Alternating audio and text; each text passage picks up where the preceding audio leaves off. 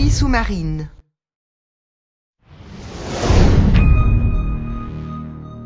Ce module est une opportunité d'approcher le monde sous-marin sous un autre point de vue.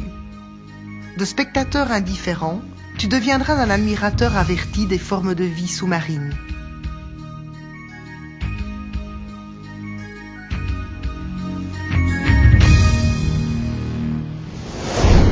Lors de tes plongées, tu as pu observer les organismes bizarres que la plupart des gens ne voient seulement qu'à la télévision.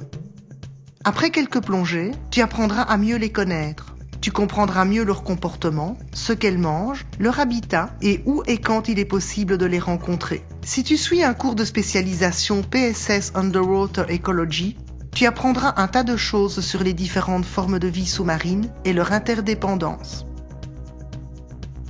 Les activités d'étude se limiteront uniquement à l'observation de nombreuses espèces et non pas en collectionnant des échantillons, cette activité étant soumise aux lois et réglementations du monde entier. Les scientifiques ont classifié les nombreuses espèces en groupes homogènes, créant de la sorte un schéma complexe dans lequel de nombreux organismes trouvent leur place.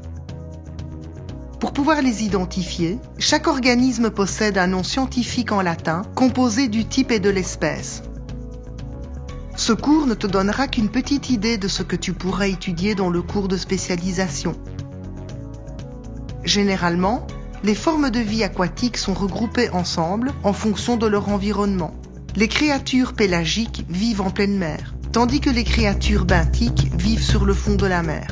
Par exemple, les micro-organismes en suspension qui réduisent notre visibilité lors de certaines de nos plongées font partie du monde pélagique. C'est le plancton, une multitude de micro-organismes marins capables d'immobiliser le mouvement de l'eau et qui se laissent dériver avec le courant. La forme la plus commune du plancton est constituée de microscopiques organismes végétaux, phytoplancton. La forme animale, le zooplancton, occupe le reste. Le necton est l'ensemble d'organismes marins dont la capacité de nage est telle qu'ils peuvent se déplacer contre les courants. Ce sont de bons nageurs. Certains poissons de la famille du thon peuvent nager 300 km par jour. Toutes les espèces de poissons pélagiques se déplacent généralement en large banc. La plupart d'entre elles possèdent un dos foncé et un estomac de couleur claire. C'est une façon de se confondre avec leur environnement. Le complément du groupe pélagique est le groupe benthique qui contient des organismes qui colonisent le fond de la mer. De nombreuses formes de vie benthiques possèdent différentes relations avec le substrat sur lequel elles vivent. Les formes sessiles sont fixées à un endroit et ne se déplacent pas. Elles ont généralement un rôle de filtration, tels que les moules, les éponges, les gorgones. Elles dépendent du mouvement de l'eau pour se nourrir. Ensuite, on trouve les formes sédentaires qui, au cours de leur vie, ne bougeront que de quelques mètres. Les échinodermes, tels que les oursins ou les étoiles de mer, appartiennent à ce groupe. Par contre, d'autres formes de vie benthiques se déplacent librement sur de longues distances, bien que leur existence soit liée au fond de la mer.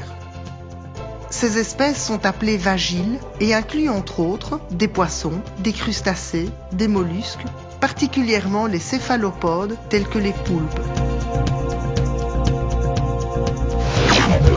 Il existe également des formes de vie qui restent fixées au fond de la mer et qui constituent le groupe de l'endofaune. Encore plus intéressant sera l'observation de l'interaction entre les différentes espèces. Un exemple, les fantastiques stations de nettoyage que constituent certaines espèces de crevettes qui se déplacent le long de certains poissons pour en retirer les parasites ou les peaux mortes.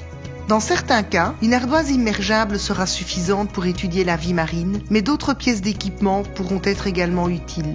Lors de la plongée de ton cours PSS Advanced Open Water Diver, ton instructeur t'emmènera pour une visite guidée, pendant laquelle tu pourras t'aider de plaquettes d'identification immergeables.